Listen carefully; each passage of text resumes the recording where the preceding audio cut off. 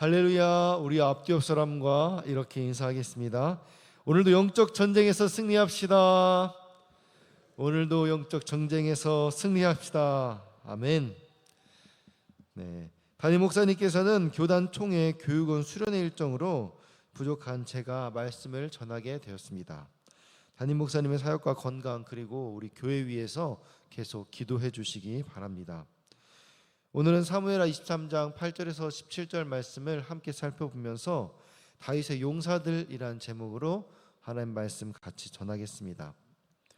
우리가 오늘 함께 살펴본 말씀은 다윗의 생애가 거의 끝나갈 무렵에 기록된 회고적인 장면입니다. 한 시대를 이끌었던 이 위대한 왕 다윗은 인생의 마지막 시점에서 자신과 함께 하나님 나라를 세웠던 그 동역자들을, 특별히 목숨을 걸고 싸웠던 그 다윗의 용사들의 이름과 행적에 대해서 한 사람 한 사람 기록하고 있는 것입니다. 본문에 앞서 이 사무엘하 23장 1절에서 다윗은 자신의 삶을 돌아보면서 이렇게 고백합니다. 우리 23장 1절 같이 읽겠습니다.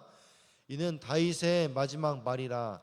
이새의 아들 다윗이 말하며 높이 세워진 자, 야곱의 하나님께로부터 기름 부음 받은 자, 이스라엘의 노래 잘하는 자가 말하노라. 아멘. 다윗은 하나님께서 자신을 어떻게 세우셨고 이끄셨는지를 고백하면서 지금 이 23장이 다윗의 마지막 고백이라고 말하고 있는 거예요. 즉 오늘 본문은 이 23장 전체가 다윗의 마지막 말인데 그중 일부로서 특별히 하나님 나라를 위해 헌신했던 자들에 대해서 명예로운 기록을 하나하나 살펴보면서 하나님께서 어떤 사람을 귀하게 여기시고 사용하시는지 그것을 우리에게 깨닫게 하는 중요한 말씀이라는 거죠. 본문에 등장하는 이 용사들은 특별히 전쟁터에서 싸웠던 자들입니다. 그러나 그들이 단순히 칼과 창을 잘 쓰는 자들이 아니라 믿음으로 싸우고 하나님의 뜻과 특별히 왕의 마음을 따르면서 후퇴 없이 전진했던 사람들이라는 것을 알 수 있습니다. 이 짧은 구절 안에는 주인을 향한 사랑과 존경이 고스란히 담겨져 있습니다. 오늘 우리는 이 본문을 통해서 우리 스스로에게 묻고자 합니다. 다윗의 용사들처럼 오늘 우리는 어떻게 싸워야 할 것인가? 예수 그리스도의 군사로 부름받은 우리는 오늘 하루를 어떻게 살아가야 할 것인가? 우리가 이 질문을 붙들고 우리 함께 말씀을 살펴보기를 원합니다.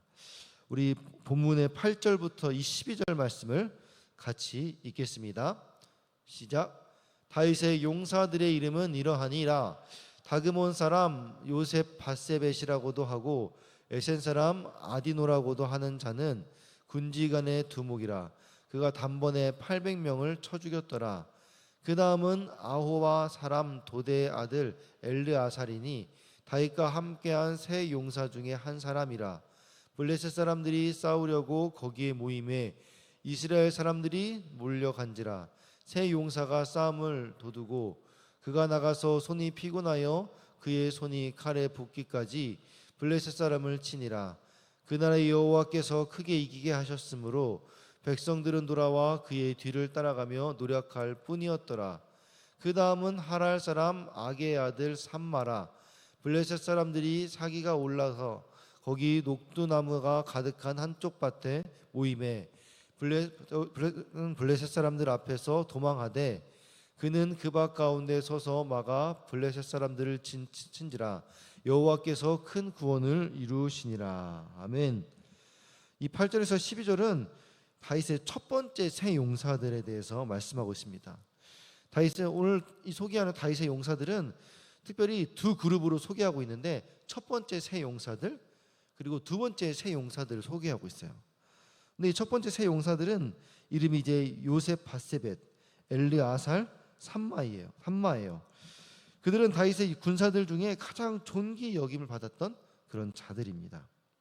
그들이 그렇게 다윗에게 인정받을 수 있었던 것은 그들이 결코 전쟁에서 뒤로 물러날 줄 모르며 전진하면서 이스라엘에게 항상 승리를 안겨준 자들이라는 거예요.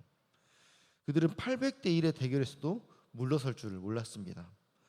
또한 아군들이 모두 후퇴할 때에도 혼자 남아서 담대히 적을 상대했던 그런 임전무태 불굴의 용사들이었다라는 거예요. 이와 같이 뒤로 물러날 줄 모르고 앞으로 전진하는 이 다윗의 용사들처럼 우리 또한 이 세상에서의 영적 전쟁에서 뒤로 물러서지 말아야 하는 것입니다. 왜냐하면 우리가 뒤로 물러선다라는 것은 곧 영적인 패배를 의미하기 때문입니다. 특별히 우리가 싸우는 이 영적 전쟁은 일반적인 전쟁과는 다릅니다. 어떤 지점이 전략적인 가치가 없다고 해서 버리거나 포기할 수 있는 것이 아니에요. 왜냐하면 이 영적 전쟁이라는 것은 이 세상의 어떤 전쟁, 특별히 물리적인 전쟁 이런 것과는 완전히 차원이 다른 문제입니다. 왜냐하면 영적 전쟁은 우리가 물리적인 땅이나 어떤 하나의 부분을 우리가 두고 이야기하는 것이 아니라 사람의 마음과 생각 그리고 믿음과 삶의 영역을 차지하려는 그런 싸움이기 때문입니다. 그래서 우리가 한 걸음이라도 물러선다는 것은 무엇을 의미합니까? 나의 삶의 어떤 한 부분에서 마귀에게 틈을 주는 것을 의미해요. 그래서 내가 이 부분만큼은 뭐 조금 포기할 수 있지. 내가 이것 좀 포기하고 다른 것 더 잘해서 이겨야지. 그게 된다는 게 아니에요. 우리가 마귀에게 틈을 보이면은 마귀는 우리의 그 약점을 틈타고 우리 삶의 모든 영역 하나하나를 지배하게 되기 때문이에요. 그래서 우리가 영적 전쟁에서는 한 걸음도 물러설 수 없다라는 겁니다. 그럼 우리는 세상의 유혹과 시험 앞에서 다윗의 용사들처럼 전진하는 그리스도인 되기를 축복합니다. 히브리서 10장 38절 39절 같이 읽겠습니다. 나의 의인은 믿음으로 말미암아 살리라. 또한 뒤로 물러가면 내 마음이 그를 기뻐하지 아니하리라 하셨느니라. 우리는 뒤로 물러가 멸망할 자가 아니요 오직 영혼을 구원함에 이르는 믿음을 가진 자니라. 아멘. 이 말이 무슨 말입니까? 앞으로 나아가며 믿음의 진보를 보이는 성도는 하나님이 기뻐하고 결국 온전한 구원에 이를 수 있다라고 말하는 거예요. 그런데 반대로 뒤로 물러난 자, 가끔씩 영적 전쟁에서 마귀에게 틈을 보이고 이 정도는 우리가 할 수 있지. 그렇게 하는 자는 어떻게 됩니까? 결국 퇴보하다가 멸망에 처할 수 있다라는 경고의 메시지도 함께 전진하는 것입니다. 믿음은 우리가 적당한 선을 유지하는 것이 없어요. 전진하는 건 아니면은 퇴보하는 거예요. 결국 그렇게 한 발 한 발 사단에게 우리의 마음을 내어주게 되면은 결국 퇴보하다가 멸망에 처할 수 있다라는 겁니다. 그러면 우리는 오늘도 이 오직 신앙의 표대인 예수님을 바라보면서 다윗의 용사들처럼 후퇴를 모르고 앞으로 전진하는 우리 모두가 되기를 주님의 이름으로 축원합니다. 우리 13절에서 17절 말씀 또 함께 읽겠습니다. 또 30두목 중 세 사람이 곡식 벨 때에 아둘람 굴에 내려가 다윗에게 나아갔는데 때에 블레셋 사람의 한 무리가 르바임 골짜기에 진쳤더라. 그때 다윗은 산성에 있고 그때 블레셋 사람의 요새는 베들레헴에 있는지라. 다윗이 소원하여 이르되 베들레헴 성문 곁 우물물을 누가 내게 마시게 할까 하매 세 용사가 블레셋 사람의 진영을 돌파하고 지나가서 베들레헴 성문 곁 우물물을 길어 가지고 다윗에게로 왔으나 다윗이 마시기를 기뻐하지 아니하고 그 물을 여호와께 부어드리며 이르되 여호와여 내가 나를 위하여 결단코 이런 일을 하지 아니하리이다. 이는 목숨을 걸고 갔던 사람들의 피가 아니니까 하고 마시기를 즐겨하지 아니하니라. 세 용사가 이런 일을 행하였더라. 아멘. 23절에서 17절은 다윗의 두 번째 세 용사들에 대해서 말씀하고 있습니다. 그들은 르바임에서 블레셋과 전쟁할 때 다윗을 위해서 생명을 걸고 블레셋 군대가 주둔하고 있던 그 베들레헴 성문 곁에 있는 우물물을 다윗에게 떠다 주었어요. 다윗은 블레셋과의 전투를 하고 있을 때 자기의 고향 베들레헴에 이 블레셋 사람들이 진치고 있는 현실들이 너무 안타까워서 그냥 혼잣말로 이렇게 말한 거예요. 그 성문 곁에 우물물을 나에게 누가 마시게 할까? 그렇게 혼잣말하면서 탄식했던 거예요. 자기의 고향 베들레헴을 이 지금 블레셋 진영의 그 사람들이 이렇게 진치고 있는 것이 너무 안타까워서 내 고향 땅에서 누가 나를 좀 이렇게 물 마시게 할까? 그렇게 혼잣말을 되새겼는데 그것을 듣고 있던 그 다윗의 세 용사들이 그 우물물을 우리 주군에게, 우리 주인에게 좀 우리가 떠다 주자라고 마음을 모아서 간 거예요. 그 다윗의 이 탄식이 그들에게는 너무나 그 자기가 모셨던 그 주인이 했던 그 너무나 슬픔으로 다가왔던 거죠.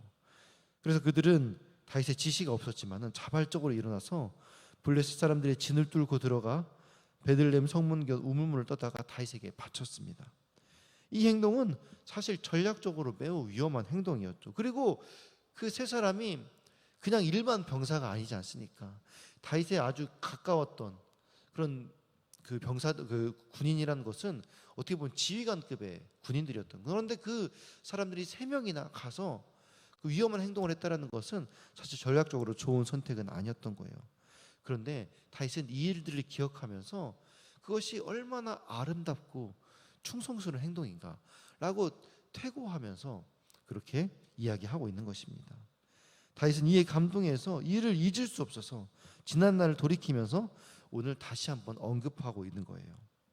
사랑하는 성도 여러분, 다윗의 두 번째 세 용사들이 다윗에게 이처럼 충성할 수 있었던 이유가 무엇이었을까요? 그들은 항상 자기 주군을 다윗을 가까이 모시면서 다윗의 말 한마디 한마디를 놓치지 않고 들으면서 그 말들을 통해 주인의 마음을 헤아리려고 했기 때문입니다. 자기들이 어떻게 하면은 주인의 마음을 기쁘게 할까 늘 생각하면서 자기가 모셨던 그 주인의 슬픔이 나의 슬픔이고 주인의 기쁨이 나의 기쁨이라는 그런 마음으로 섬겼기 때문인 것입니다. 다윗의 두 번째 세 용사들은 다윗의 그 혼잣말까지도 세밀하게 듣고 다윗의 마음을 헤아림으로 그 누구도 흉내내지 못할 그런 아름다운 충성심을 보여주었던 것입니다. 이처럼 우리도 하나님의 세밀한 음성까지 듣기를 힘쓰고 그분의 마음을 헤아리려고 애쓰는 우리 모두가 되기를 소망합니다. 하나님의 마음을 듣고 그 뜻대로 행함으로 하나님을 기쁘시게 하는 우리 모두가 되기를 바랍니다.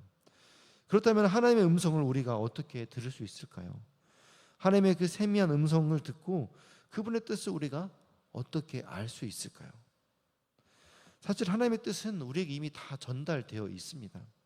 우리가 매일 읽고 있는 이 성경을 통해서 하나님은 매일 우리에게 말씀하고 계시죠. 그럼 우리가 하나님의 음성을 듣는다는 것은 매일 말씀을 묵상하고 또 이렇게 새벽의 자리에 나와서 하나님의 말씀을 듣는 것, 그리고 그것 가운데서 그 레마의 말씀을 찾고 깨닫고 그 말씀을 실천하는 것, 깊이 생각하는 것, 이 모든 것들이 하나님의 음성을 듣는 것입니다. 그것이 어찌 보면 하나님의 백성된 자의 도리인 것이지요. 우리 여호수아 1장 8절 말씀 같이 읽겠습니다. 이 율법책을 내 입에서 떠나지 말게 하며 주야로 그것을 묵상하여 그 안에 기록된 대로 다 지켜 행하라. 그리하면 내 길이 평탄하게 될 것이며 내가 형통하리라. 아멘. 하나님께서 뭐라고 말씀합니까? 우리에게 주어진 그 율법책, 이 성경 말씀, 하나님의 뜻을 계속해서 묵상하고 마음에 새기고 그것을 실천하며 살면은 우리의 길이 형통하게 될 것이라고 하나님 말씀하십니다. 사랑하는 성도 여러분, 다윗의 용사들은 단지 칼을 잘 쓰는 그런 전사들이 아니었어요. 그들은 하나님의 뜻을 위해 목숨을 걸 줄 아는 사람들이었던 것입니다. 자기의 목숨보다도 주인의 마음, 또 공동체의 승리, 하나님의 영광을 더 소중히 여겼던 자들인 것입니다. 그들이 다윗 곁에서 보여준 그 충성은 오늘날 우리가 예수 그리스도의 군사로서 어떠한 자세로 살아가야 할지를 보여주고 있습니다. 다윗의 용사들처럼 우리는 오늘도 그렇게 영적 전쟁터에서 싸우는 자들입니다. 유혹과 불신의 세상 한복판에서 때로는 나 혼자인 것처럼 보일지라도 믿음을 지키고 말씀을 붙드는 싸움을 우리는 멈추지 말고 계속해서 믿음의 진부를 보여야 됩니다. 그리고 다윗의 용사들처럼 우리는 주님 말씀 한마디에도 민감하게 반응하며 그분의 말씀을 헤아리는 사람이 되어야 될 줄 믿습니다. 주님이 원하시는 것이 무엇인지 늘 귀를 기울이며 그 말씀 앞에 자원함으로 순종하며 나아가는 그런 삶을 살 수 있기를 소망합니다. 그렇게 살아갈 때 세상은 이렇게 말할 거예요. 야, 조금은 괜찮아.